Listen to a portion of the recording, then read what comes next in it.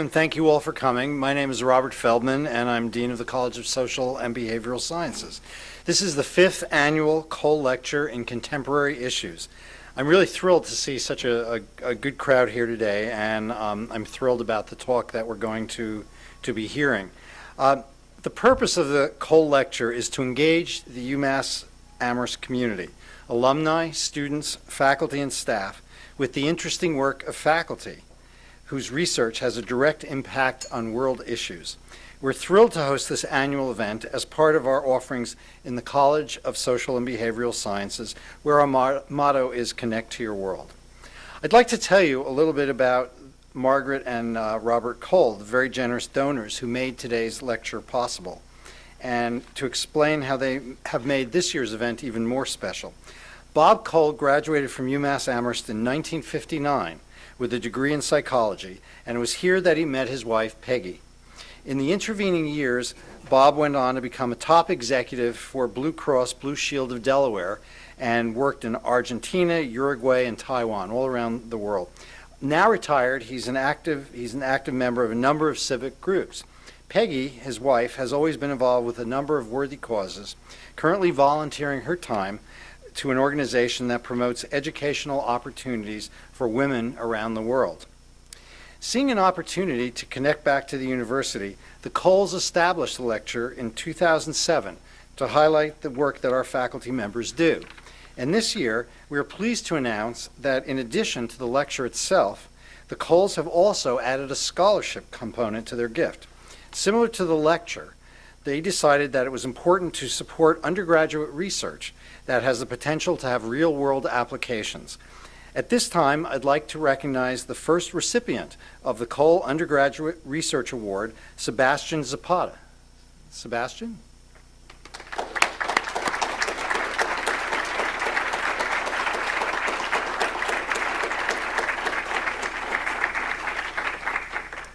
Now I'm going to tell you a little bit about him. He's a senior political science major from Malden, Massachusetts. He is interested in understanding the factors that influence the voting behaviors of his fellow students. This semester, he's conducting a survey of UMass students to find out about their voting behavior, which he will then use to draw comparisons with national data on trends in the youth vote. Congratulations, Sebastian. I'm really pleased to give you this award. Thank you. That's the best part.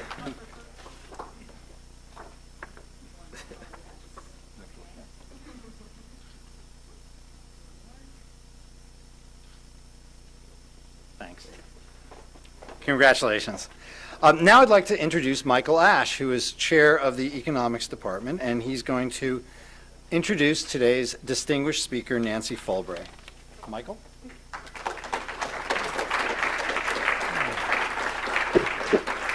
Hi, and good afternoon. I'd like to say it's very fitting for Nancy to deliver the Cole Lecture for UMass, for this UMass homecoming event, because she is, after all, an alum.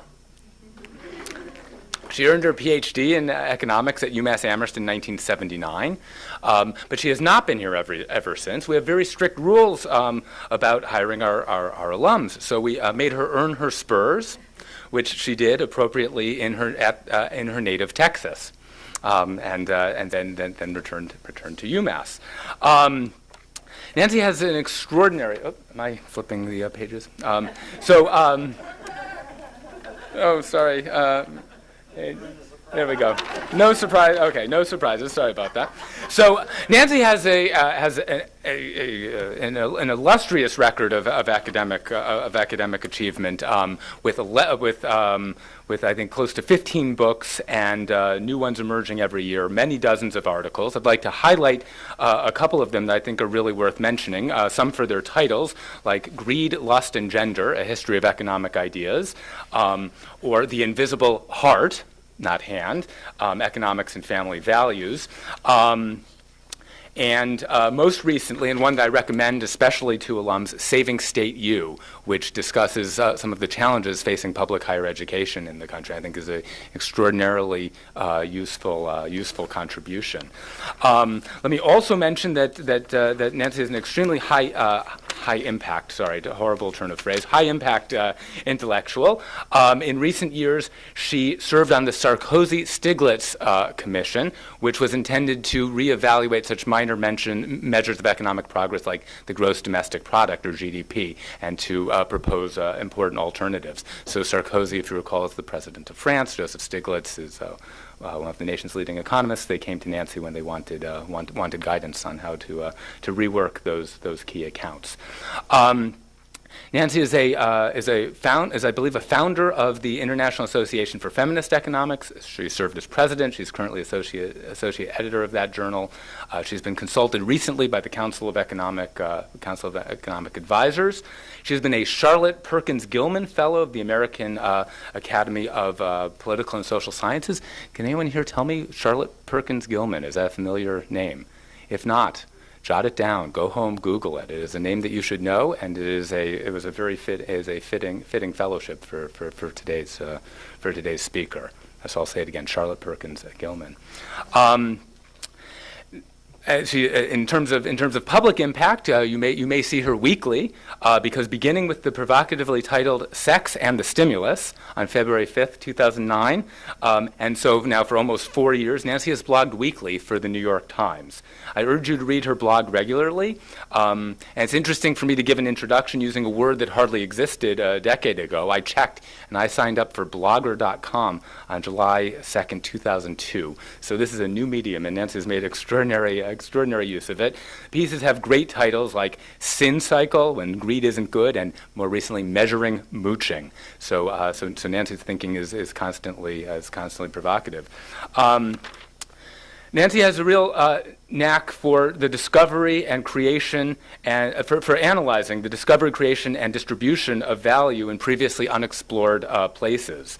There's a joke that's popular among economists about the drunk who is looking under the light, looking everywhere, and a helpful soul comes along and says, what are you looking for? The drunk says, my keys. So the helpful soul starts looking, and they can't find it, and finally the helpful soul says, are you sure you lost them here? To which the drunk replies, no, I lost them over in the dark, but there's light here, so that's where I'm looking. Well, Nancy has really been the opposite of that. She has built lampposts where we've needed them. So she has been an important pioneer in the use of and consultant on the development of time use surveys, which have let us shed light into areas of economic and social life that were previously unexplorable. So I hope today will again be looking at what's coming next, something that has been a specialty of Nancy. So I think that is all I have to say by way of introduction. Without further ado, I'm going to turn over the floor.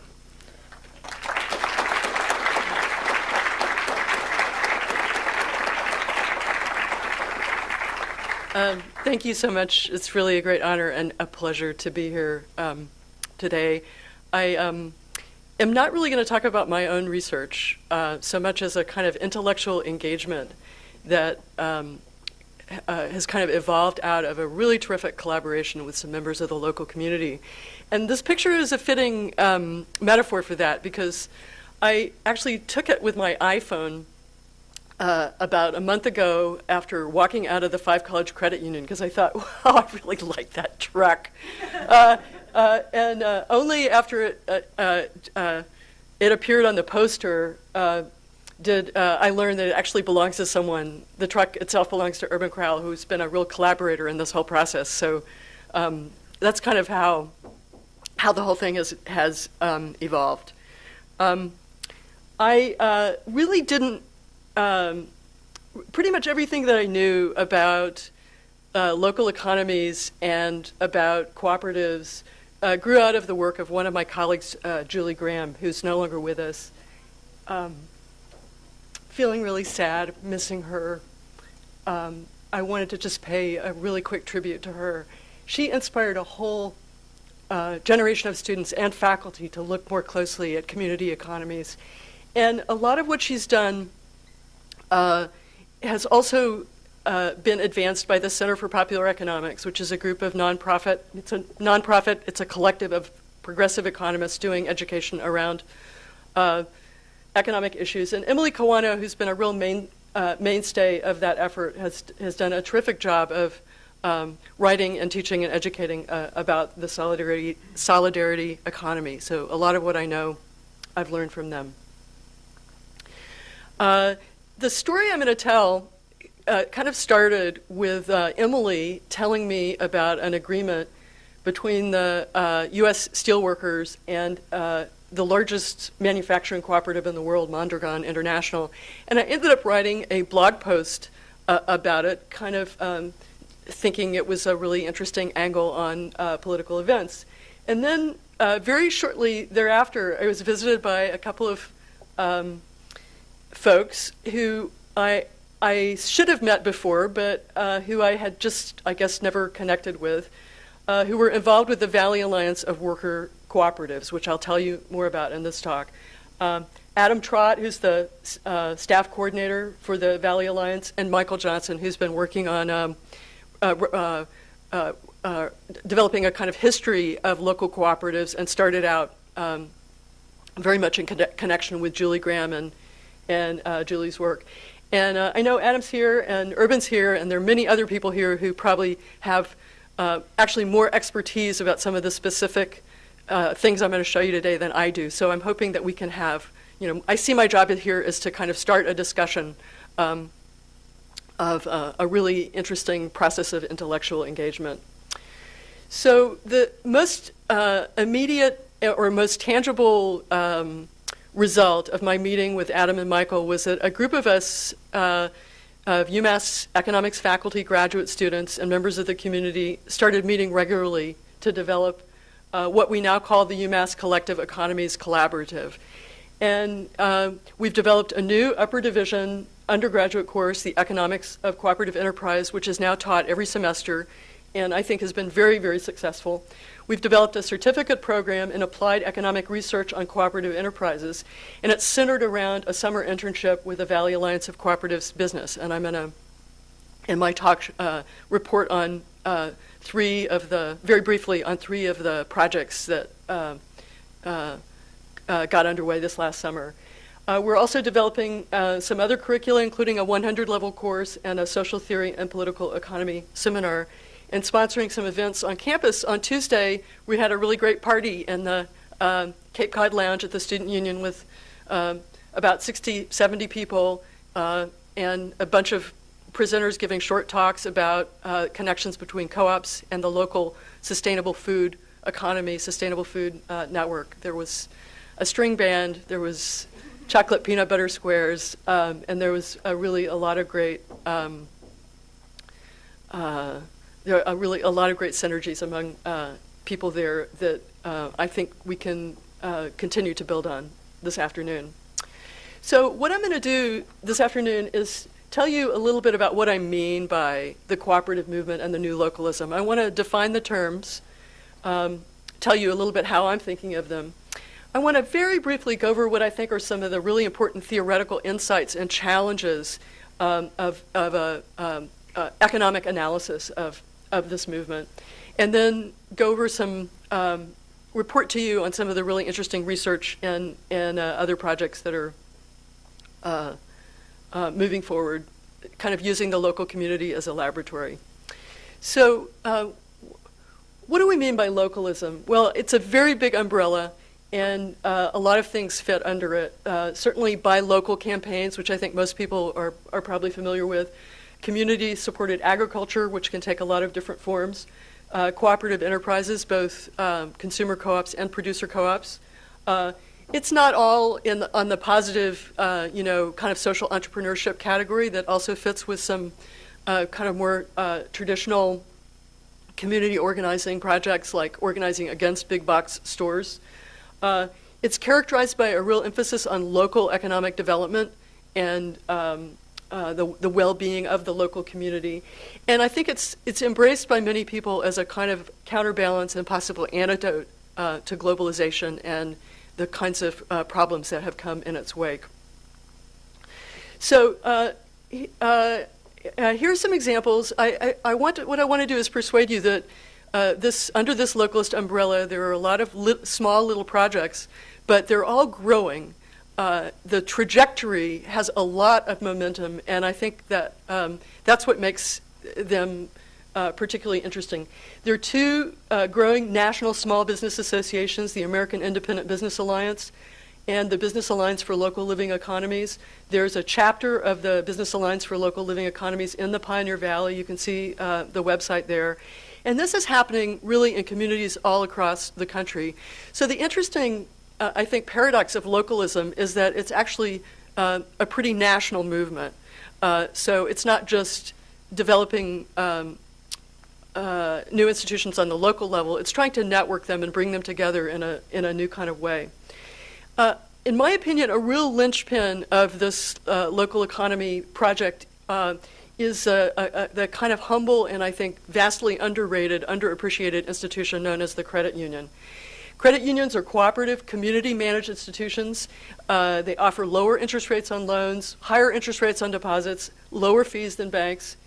They get far superior customer service ratings based on national surveys. In fact, the latest national survey showed that credit unions get a higher rating than any other industry in the U.S., than any other set of institutions in any other industry in the U.S. And as you might guess, big banks, especially Bank of America, are very close to the bottom. Only 6% of total financial assets in the U.S. are in credit unions, but this number is growing very, very rapidly, and I believe it's destined to grow even more rapidly in the very near future. Community-supported agriculture and food co-ops are linked together. Supporting local farms is a priority many people embrace because they believe it improves food safety and nutrition and also encourages sustainable agriculture, producing higher quality, affordable food for everybody. And I think that has become a really important kind of way of life for many people, especially living in communities like ours that are actually pretty close to local farms and local agriculture. So the Phil Corman, who's the executive director of our local CISA project, the Community Involved in Sustaining Agriculture organization, reports that there are 224 farms, 120 other businesses that belong to the Local Hero program. And the brand is now recognized by 82% of consumers in Hampshire Franklin, and 2/3 of those who recognize the brand are more likely to buy local. So I think what we're seeing is, in fact, a pretty significant change, although a small one, in consumer behavior. Worker-owned businesses, this area has long been a kind of oasis for worker-owned businesses, and I'm sure some of you know them well. Collective Copies and Food for Thought are two that are particularly closely related to the project of the university and that a lot of us have recourse to in designing courses and sending students to find materials. I'm particularly fond of Pelham Auto, also I think officially known as Pelham Industrial Group, or PIG, which has a lot of really great artwork on their walls. I think I've been taking my car there for about 25 years, and Kevin Crocker, who's our undergraduate advisor in economics, was one of the original members of that group. There's also kind of a cutting-edge technology aspect to the worker-owned business community here. PV Squared, doing photovoltaics, is one example. I can't mention them all here, but again, what I see is a real pattern of expansion. In 2012, the Valley Alliance supported a conversion. This is the third conversion of a conventional small business to a cooperative. So what VOC is doing is basically providing assistance and support for the local small business and cooperative community. Another really exceptional feature of our environment here at UMass is our student-run businesses. I think I speak for a lot of people when I say it would be hard to get by without them. We've become very dependent on a really high standard of food and coffee and help from a lot of these businesses. And I'm going to offer you some evidence that these student-run businesses are a really important incubator for a set of skills that really can contribute in the very long run to local economic development. That's just my favorite People's Market sign. I wanted to include a mention of the kind of big box store issue that has not come up so directly in this area, but the nearby town of Greenfield fought a long and successful effort against big box stores. It's a very interesting economic issue because these stores offer very low prices that are a tremendous benefit to low-income consumers in particular.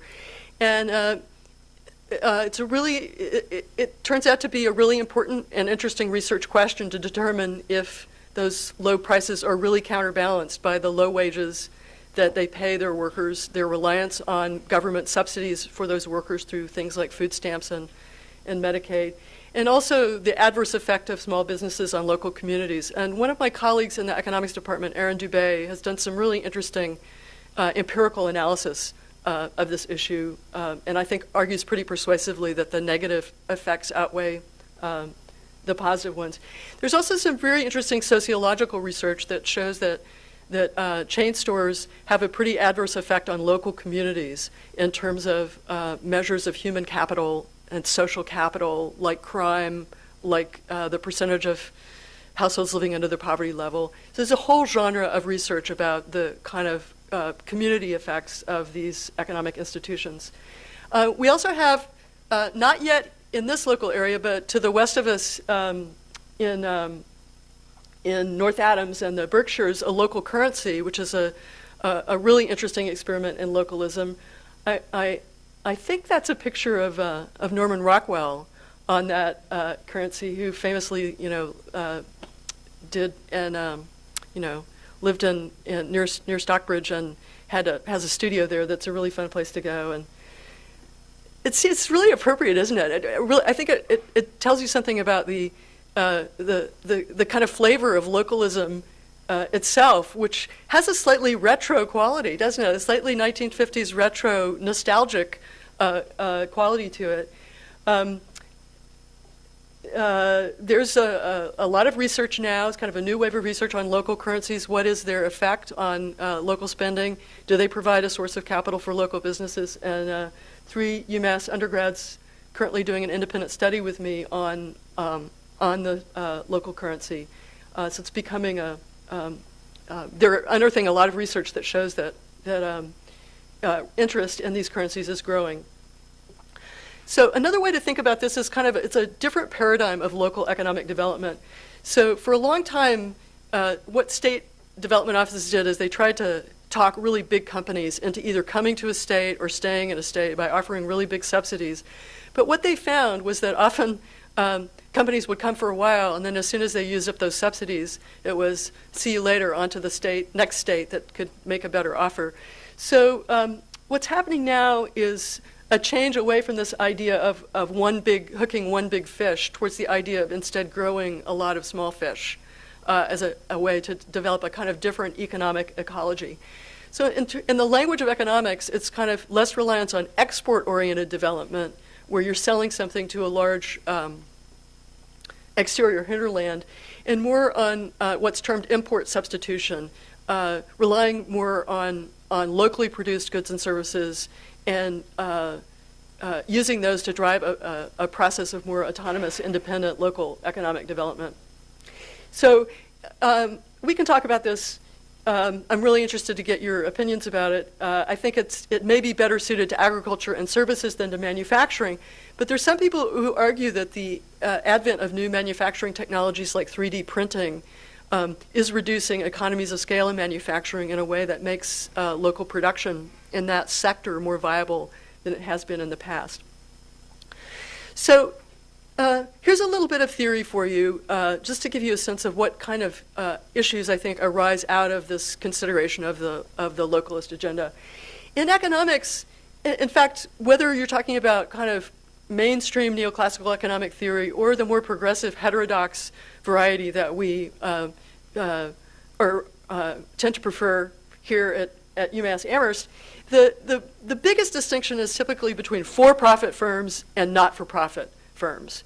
And a lot of economic problems are linked to the profit motive, the profit imperative, and the process of exploitation or expropriation of surplus that can take place in capitalist firms.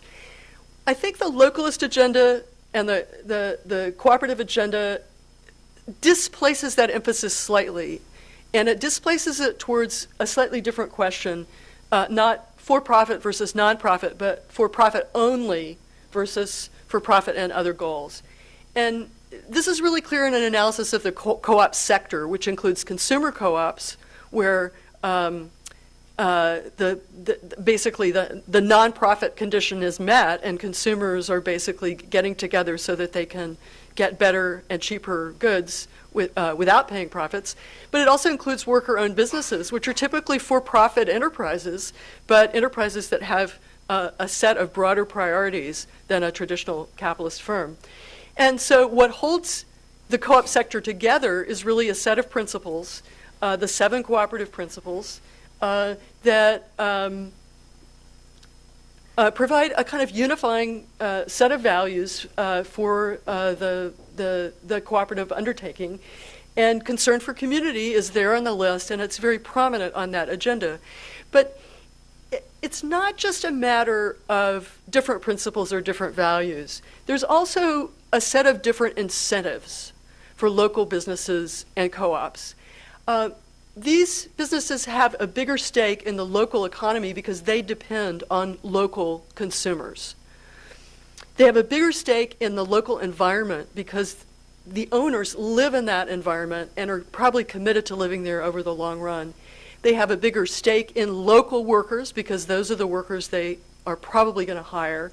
And so they have stronger incentives to invest in local human capital, in local social capital, and local natural capital. So in just to invoke the jargon of my discipline, cooperatives and other local businesses really are focused on solving externality problems, the tendency to offload costs off balance sheet, and think about how to bring those in. And I think what the localist agenda that I've described suggests is that we may see in the very near future more of a political split between small business and big business than we have in the past, because increasing size of economic enterprise is now associated much more with global reach and with high capital mobility. So a business sector that was once, it's always been heterogeneous, but I think it's now becoming much more polarized with some important political implications. So if you think about the microeconomics of cooperative decision-making, and this is the kind of stuff that we cover in the cooperative enterprise course, there's some really important stuff on the plus side. Workers in worker-owned businesses have pretty strong incentives to maximize productivity because they're getting a share of the profits. And that means not only do they have a tendency to work harder and work smarter, but they also have a tendency to urge their fellow workers to work harder and work smarter. And consumer-owned businesses, that other side of the cooperative sector, generally have lower costs and a stronger customer orientation. And the figures I was sharing with you about the credit union sector are an example of that. There are some things on the minus side, some countervailing factors. Cooperative decision-making may impose higher transactions costs, which is a fancy way of saying it's more of a hassle. Got to go to meetings, got to resolve conflicts, got to develop the skills to do that successfully, which it turns out are not all that easy to acquire and maintain. Cooperatives may have a harder time raising capital than other firms. In fact, there's a lot of evidence that that capital constraint is often very binding. And then finally, cooperatives may feel less imperative to invest and expand than traditional firms because they have precisely because they have a set of more diverse goals.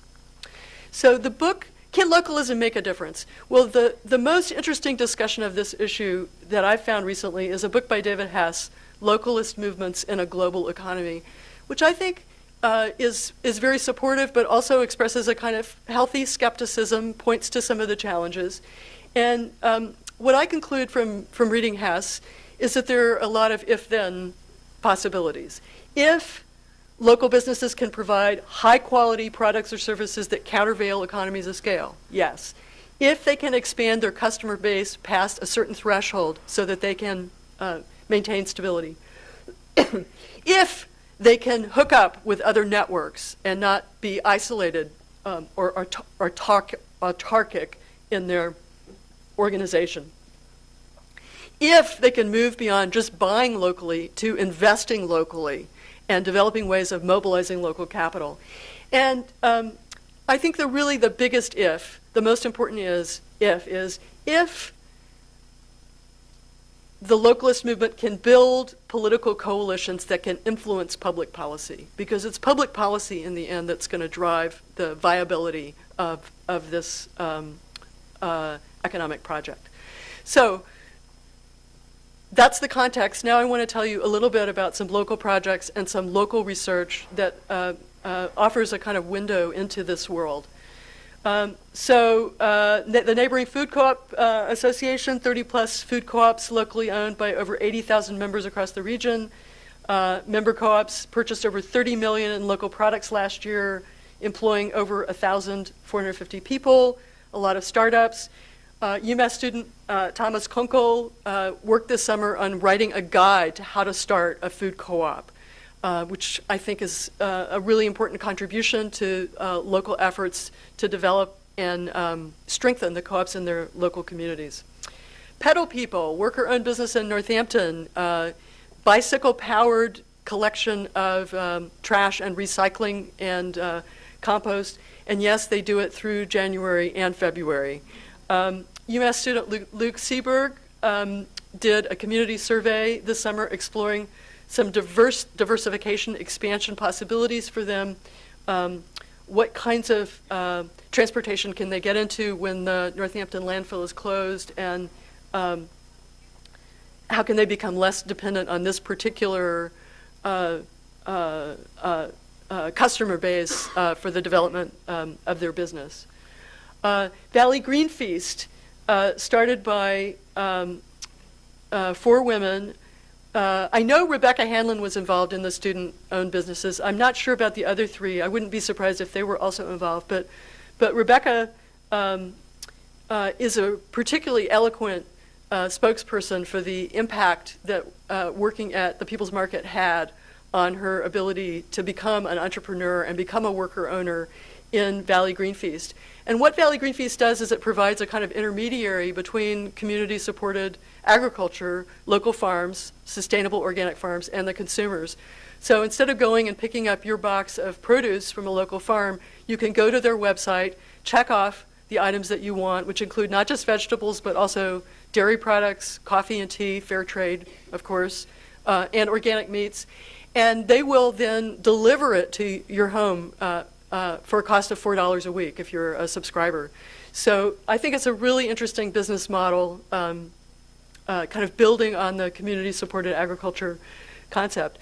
So UMass student Cole Lanier did a survey of 62 customers of Valley Green Feast, and I think I just wanted to highlight his findings. He was asking the customers what their main reason for using the Valley Green Feast service was, and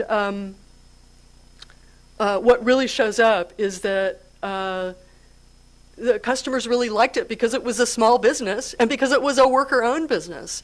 So what they're reporting is that issues like cheap delivery or not having enough time were actually less important to them than being able to support businesses in their community that they felt like would have really positive effects. A really large-scale effort in this whole area is the new Wellspring Initiative, which received a $200,000 grant from the Robert Woods Johnson Foundation to help create worker-owned cooperatives in Springfield. So this is a joint effort between the Center for Public Policy and Administration and the Center for Popular Economics, Partners for a Healthier Community in Springfield. And I think it'll be really terrific to watch it evolve and develop. It's kind of modeled on an earlier and very successful effort in Cleveland, Ohio, and I think it holds a lot of promise. So, so there's a lot of potential for future expansion that's based on a mobilization of a lot of positive energy around the localist agenda, and I hope you'll help me expand my collection of mobile testimony to these values, which I think is pretty common in our community. And keep in mind that what we're talking about here is really a challenge to the conventional way that economists think about economic development and about the world. And thank you for being a part of it.